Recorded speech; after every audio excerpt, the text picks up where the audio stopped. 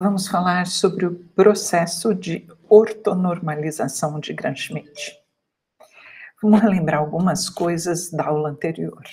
A gente está com o espaço euclidiano, dois vetores no espaço V e um subconjunto finito do V, que é esse S aqui. Então, a gente diz que o é ortogonal a V se e somente se o produto interno entre eles for nulo. Isso aqui é o número zero, porque produto interno associa a cada parzinho de vetores um número real. E aí a gente diz que o U, vetor U, é ortogonal a todo um conjunto S se ele for ortogonal a cada elemento do S aqui, tá? O S vai ser dito um conjunto ortogonal se os seus elementos forem ortogonais entre si, ou seja, um UI for ortogonal a todos os J's com J diferente de I. E daí, quando a gente tiver um conjunto ortogonal e o tamanho de cada UJ for 1 para todos os J's, eu vou dizer que nesse caso eu tenho um conjunto ortonormal. E aí a gente falou em usar a notação do delta de Kronecker, que é escrever o I, o J, é o delta de Kronecker, IJ, que quer dizer o quê? Que quer dizer que quando I é igual a J, esse produto interno dá 1. Então, aqui, quando I for igual a J, e 0 caso contrário. 0 quando eu tiver I diferente de J. Diferente de J. Beleza? Ok. Tô querendo fazer um pontinho aqui, não fica. Pronto. Vamos lembrar também que a gente tinha uma proposição que dizia o seguinte: se a gente tem V, um espaço vetorial, e o gerado por esses elementos aqui, esses vetores 1 até o N, que são desse conjunto S aqui, ó, que é um conjunto ortonormal. Então, vamos pensar o que a gente tem. O U, ele é exatamente o gerado pelo S. O S é um conjunto ortonormal. Então, o que isso quer dizer? Quer dizer que o I por o J satisfaz o delta de Kronecker, né? É delta I J. Isso quer dizer que quando I é igual a J, vale 1, e quando I é diferente de J, vale 0. Ou seja, os vetores entre si são ortogonais e cada um deles tem tamanho 1, tem norma 1. Então, a gente tem um conjunto ortogonal e a gente já tinha visto que, nesse caso, o S vai ser uma base ortogonal para o espaço U, tá? Que é subespaço do V. Tá. Então, para qualquer vetor U do V, esteja ele no U ou não, um vetorzinho V, que é dado dessa forma, era ortogonal ao espaço U, que a gente denotava assim. Ou seja, ele é ortogonal a cada elemento do U. A gente vai precisar desse resultado para usar ele diretamente, não precisar demonstrar ele de novo, para esse teorema que diz que todo espaço euclidiano de dimensão finita possui uma base ortonormal. Esse resultado é muito bacana. E a partir da demonstração desse resultado, a gente tem o processo de ortonormalização de Gram-Schmidt, porque ele está embutido nessa demonstração. Vamos lá, a gente vai fazer a demonstração por indução sobre a dimensão do espaço. Vamos primeiro considerar que a dimensão do espaço V é 1, Nesse caso, então, existe um elemento de V, que é não nulo, que gera o V inteiro, já que a dimensão do V é 1. Tá. Como ele é não nulo, senão ele não gerava o V inteiro com dimensão 1, certo? A gente vai tomar o U1 como sendo esse versor aqui. Então, a norma do U1 vai ser 1. Então, vamos lá. O 1 é um conjunto ortonormal. Por quê? Porque ele tem norma 1 e ele gera o V, tá? Isso aqui, ó, V é gerado por U. Aqui nós vamos pôr U. Ele é gerado pelo V1, mas ele é gerado pelo U1 também, tá? Então, aqui é um Uzinho. E o B é uma base ortonormal, esse aqui, ó. É base ortonormal. Continuamos aqui falando que gera o espaço todo, já que ele é múltiplo do V1, e é uma base, porque tem a mesma dimensão do espaço também, gera LI, ele é não nulo, então já é uma base, e é ortonormal porque tem tamanho 1, né? Quando a gente fizer aqui a norma do 1, vai ser a norma de tudo isso aqui, e eu vou poder tirar o 1 sobre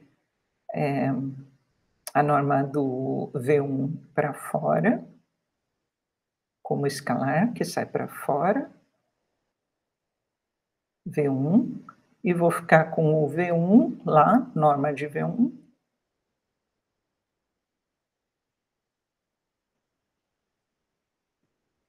E aí, isso aqui vai dar 1. Tá? Beleza. Quando a dimensão do V for 2, o que a gente tem? Vão existir 2 vetores não nulos do V, que geram o V para dar a dimensão, e mais do que isso, eles são LI, né, para gerarem o V inteiro, tá? Eu vou tomar o 1 como sendo V1 sobre a norma de V1, e eu quero encontrar um outro vetor ortogonal a V1, que também tem a norma 1. Então, vamos encontrar um vetor que seja ortogonal a U1. Para isso, a gente vai pegar aquela questão de projeção ortogonal. A gente vai considerar um U2' como sendo dessa forma. E aí, a gente vai pegar esse U2', vai ver que ele é ortogonal ao U1, mas não necessariamente ele tem norma 1. Para fazer ele norma 1, a gente vai pegar depois o versor do U2'. Então, vamos lá.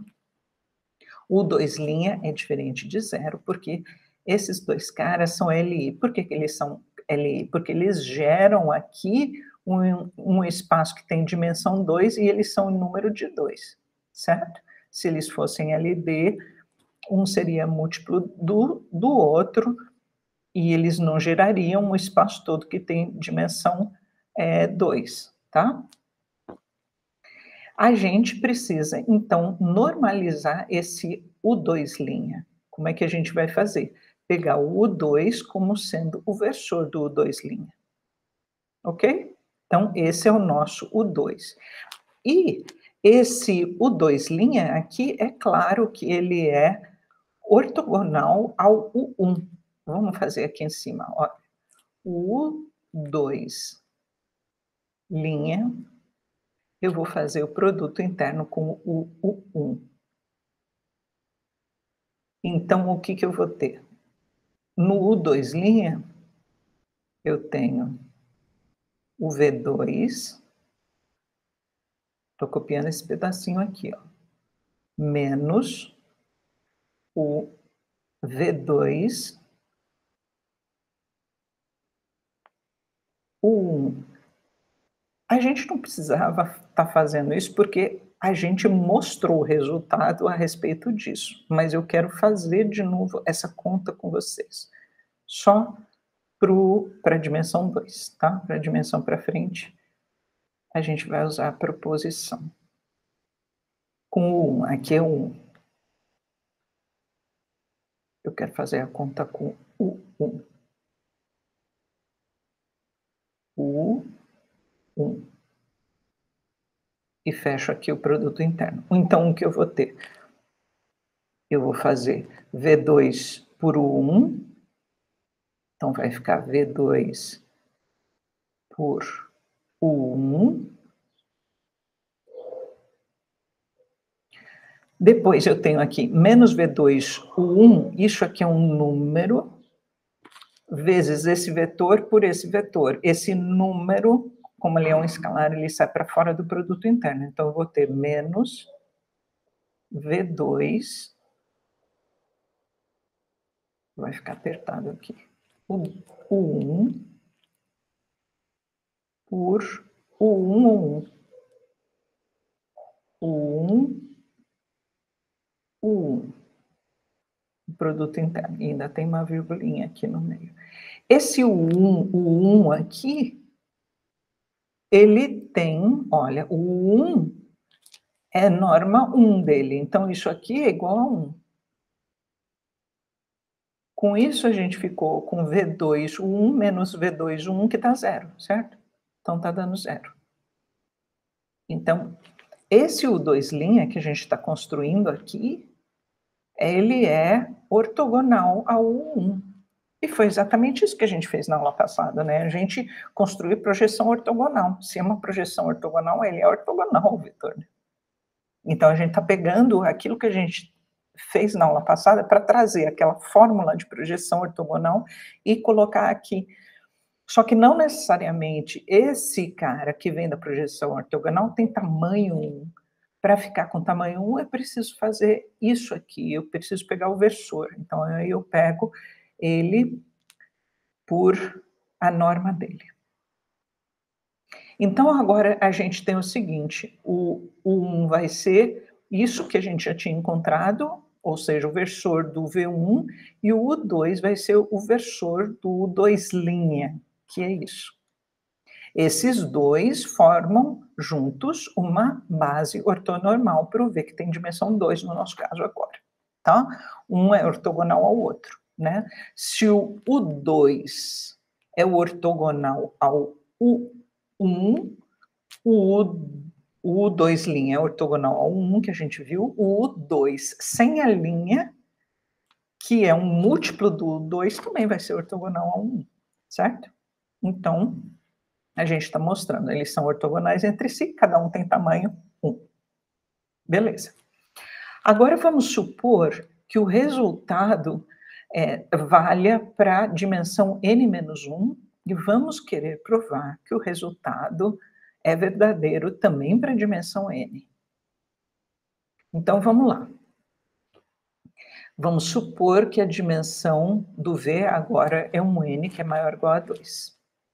Então, existem vetores V1 até Vn-1 e depois um Vn, aqui n vetores, mas eu estou separando esse aqui, colocando em vermelhinho, porque a gente vai usar a hipótese de indução para esses n-1 vetores aqui.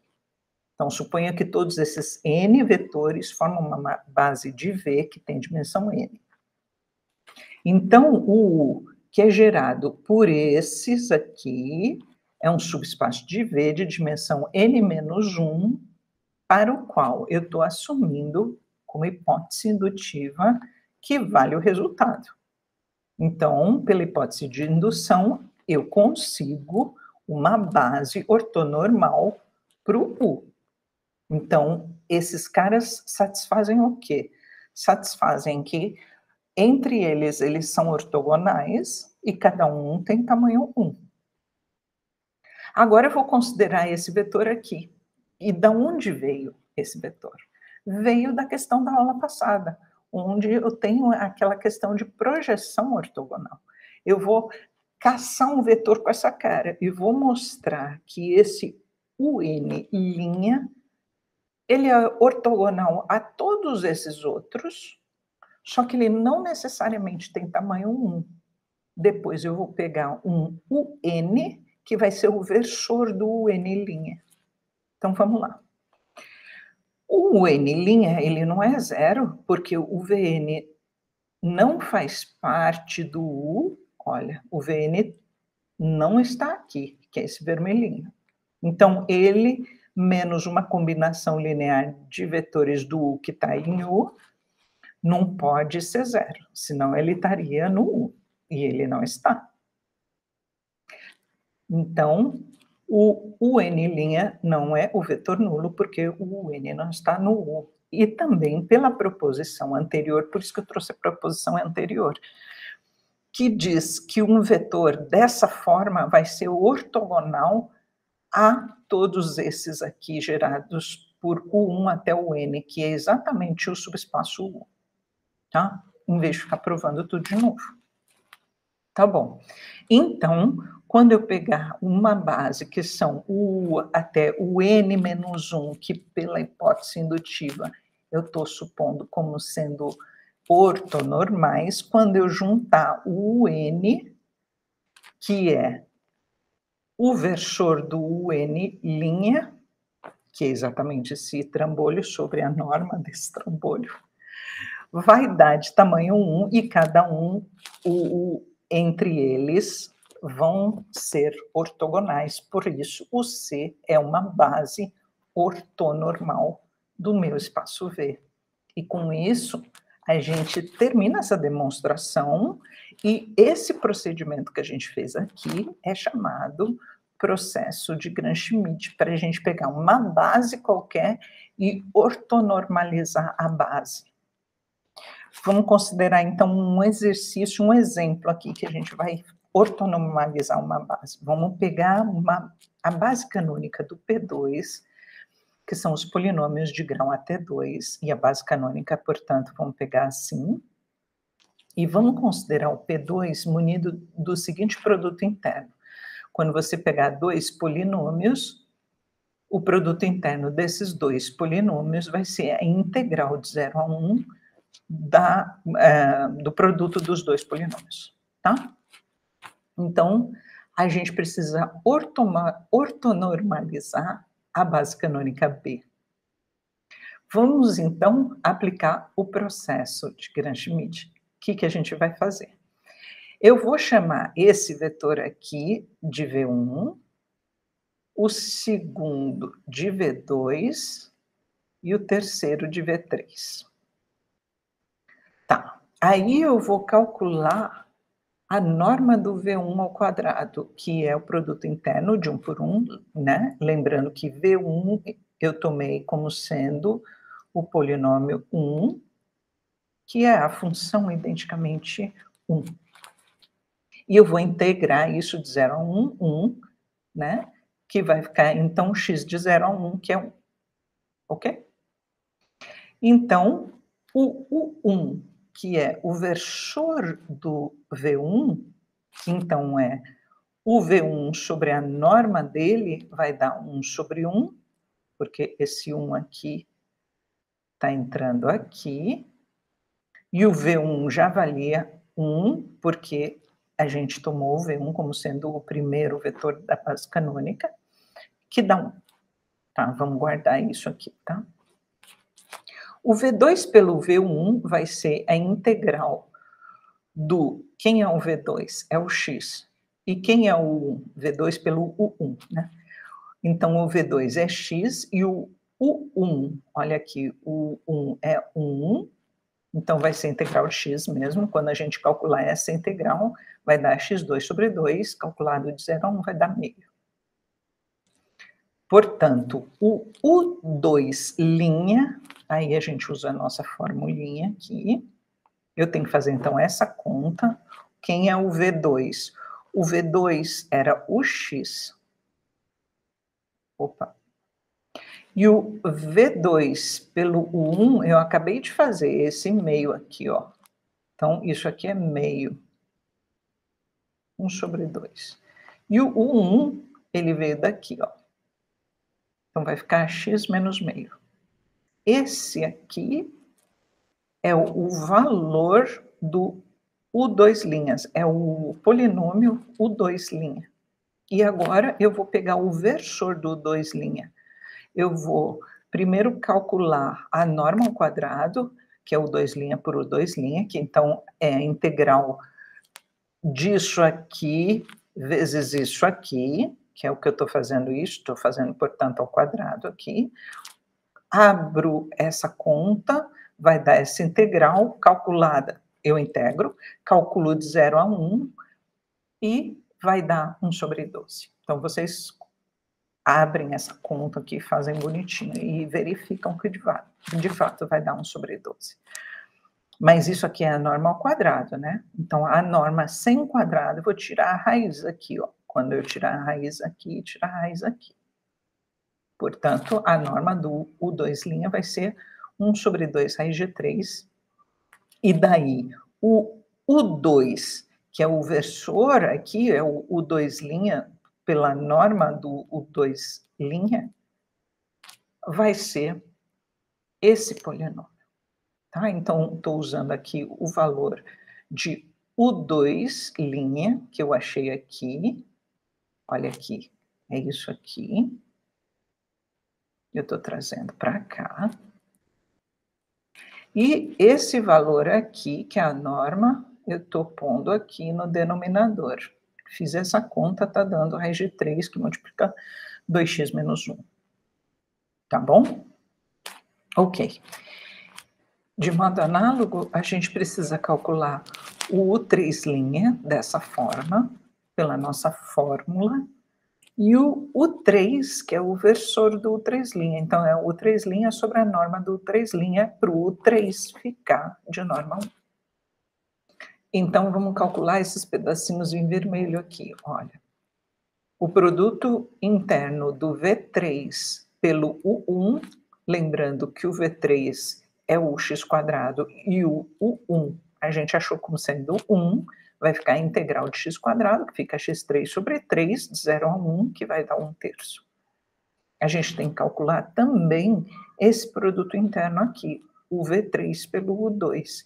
O V3 pelo 2 vai ser o quê? O V3 é x2, e o 2 que a gente acabou de achar no slide anterior é isso aqui. Então, a gente consegue colocar o raiz de 3 para fora da integral, calcula essa integral aqui, vai ficar 2x4/4, o 2 corta com 4, fica 1/2, né? x4, e aqui fica x3/2.